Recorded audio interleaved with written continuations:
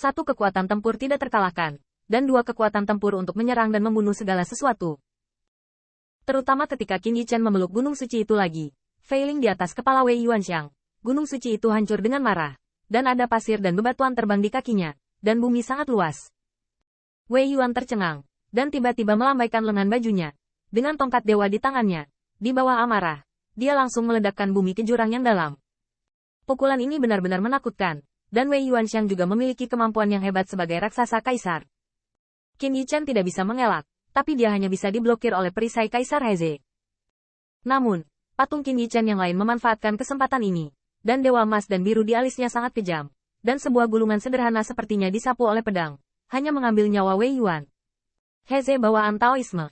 Wei Yuan terkejut. Dan sudah terlambat untuk mengejar Qin Yichen dengan ganas. Itu benar-benar dua petarung yang kuat. Terlalu kuat. Ini tidak lagi sesederhana 1+1.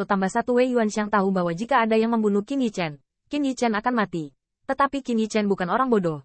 Dia secara alami tahu kombinasi dan kerjasama ofensif dan defensif. Selain itu, kedua Qin Yichen adalah dirinya sendiri, dan pikirannya bersatu di antara tembakan, dan kerjasama itu mulus. Cang!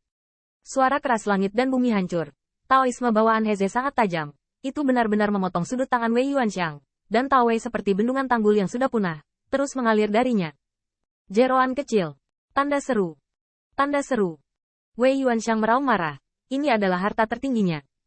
Ternyata dimutilasi. Taoisme bawaan Heze terlalu tangguh. Yang membuat wajah Wei Yuanxiang semakin jelek adalah jejak klan Wei yang di tubuhnya dikirim kepadanya oleh wudut yang kuat, benar-benar berasal dari klan Wujin. Kekacauan kecil ini, banyak sekali pendukungnya. Wei Yuanxiang mengertakkan gigi. Meskipun dia tidak tahu bahwa Wu Dutian datang ke sini untuk bertemu dengan leluhur kedua Kaisar Ke untuk menjaga Wen Tianpas. Namun, hal ini tidak mempengaruhi kecemburuan Wei Yuanxiang. Walaupun baru saja dia mengatakan bahwa Wu Dutian akan datang, itu hanya keributan. Meskipun rasa takut tidak cukup, kecemburuan itu sangat dalam. Hal yang paling menjengkelkan adalah rencana Wei Yuanxiang adalah membereskan kekacauan kecil ini sebelum Wu Dutian tiba, bahkan jika itu ditekan. Pada saat itu, bahkan jika Wu Dutian sangat marah, yang harus dia lakukan hanyalah melarikan diri dengan seluruh kekuatannya. Terlebih lagi, pembangkit tenaga listrik di Istana Surgawi tidak akan berdiam diri. Namun siapa sangka, kekacauan kecil ini tak kunjung ditinggalkan hingga kini, bahkan menyebabkannya mengempis berulang kali. Keberuntungan memberitahumu. Wei Yuanxiang berteriak dan bertarung sesaat sebelum berubah menjadi cahaya ilahi dan terbang ke langit. Namun, bagaimana Qin Yichen bisa setuju ketika dia melihat ini? Kedua sosok itu terus bergerak, mengaduk-aduk kekacauan dunia, ujung alam ruang dan waktu seperti dua ruang dan waktu yang mencekik, dua ruang dan waktu seperti batu kilangan, terus-menerus mencekik. Yang sosok Wei Yuanxiang bergegas keluar. Tetapi dia melihat bahunya kehilangan sepotong besar daging dan darah. Seolah-olah dia terjebak dalam penggiling daging. Dan dia melihat tulang yang tebal. Pada saat ini, bayangan Putri Wenxing masih berdiri di langit. Dan yang bergema di telinganya adalah tabrakan Taoisme bawaan Heze dan tongkat ajaib. Kayu. Pengapuran itu bukanlah suara pisau yang teredam. Tetapi ketajaman tabrakan tentara Dao Jin Dao. Mungkinkah kayunya rusak parah? Tanda seru. Putri Wenxing tahu bahwa kayu itu pada awalnya adalah dewa bawaan. Dan bahwa dewa itu sebenarnya adalah Jintu.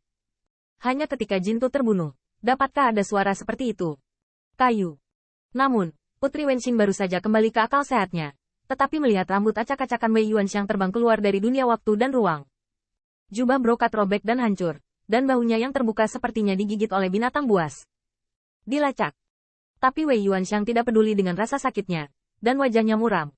Wu Dutian datang untuk melindungi kekacauan kecil ini. Semuanya. Mari kita hitung akun ini lain kali. Begitu kata-kata ini keluar, beberapa kekuatan besar yang bertarung sengit dengan dua tuan Kaisar Ke dan umat manusia juga tiba-tiba terkejut. Wu Dutian benar-benar datang. Meskipun ini tidak terduga, ini juga masuk akal. Tapi yang benar-benar mengejutkan mereka adalah bagaimana Wei Yuanxiang bisa kabur. Bukankah seharusnya Wei Yuanxiang yang memegang pisau pencuri di lehernya, memegangnya di tangannya, memaksa leluhur kedua Kaisar Ke untuk menyerah? Hantu tua, di mana artefak Kaisar Bihai anak itu? Wanita tua dari klan Manhua bertanya dengan suara yang dalam. Tetapi melihat mata Wei Yuanxiang mengelak, ekspresi frustrasi. Dan bagaimana kekuatan digital bisa diganggu? Sampai sekarang, mereka belum menyadari kekuatan dahsyat dari lautan yang mengamuk. Yang berarti bahwa Kaisar Bihai tidak ada di tangan Qin Yichen untuk saat ini. Tanpa Bihai Imperial Tool, Wei Yuanxiang belum bisa bermain. Layak saudara Anda dipenggal di atas Tianhe. Saat ini, Digital dan Neng tidak punya ide untuk bertarung. Dan dia bahkan ingin memiringkan amarahnya pada Wei Yuanxiang. Kami dapat mempercayai Anda, membiarkan Anda membersihkan kekacauan kecil itu, dan membalas dendam pada saudara Anda. Sementara kami membantu Anda menghentikan 4 orang tua di Wentiangwan, menunggu untuk berbagi Taoisme bawaan Heze. Dan kali ini adalah kesempatan besar untuk akhirnya mengetahui bahwa senjata Kaisar Bihai Feng Tianxing tidak ada padanya. Mereka tidak kehilangan rantai apapun, tetapi Wei Yuanxiang sendiri dikalahkan. Namun, Wei Yuanxiang juga sangat gila saat ini. Siapa sangka setelah beberapa tahun, kekuatan kekacauan kecil ini telah berubah begitu banyak. Tidak apa-apa membunuh satu Qin Yichen, tetapi jika keduanya berdampingan, itu masalah lain. Dan kekuatan magisnya yang biasa tidak dapat membantu Qin Yichen sama sekali. Kuncinya adalah dia tidak melihatnya selama beberapa tahun. Kekuatan sihir penyerang kecil yang berantakan ini hanya melawan langit, tak terkalahkan, dan bahkan pengetahuan unik klan Wei yang miliknya. Putri Wen Qing juga tidak bisa dipercaya saat ini. Dia tahu bahwa kayu telah meningkat pesat dalam beberapa tahun terakhir, tetapi dia tahu lebih baik betapa pentingnya Kaisar Bihai bagi Qin Yichen. Tetapi Kaisar Bihai tidak lagi, dan kayunya masih tak terkalahkan. Pergilah.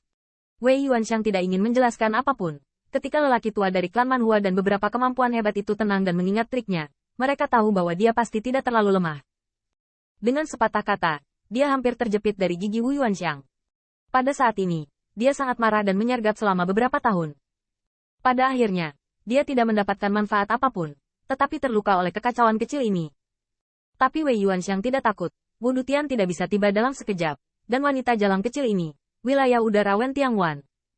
Dia telah menerobos alam ruang dan waktu, dan ingin pergi. Dapatkah kekacauan kecil ini menahannya?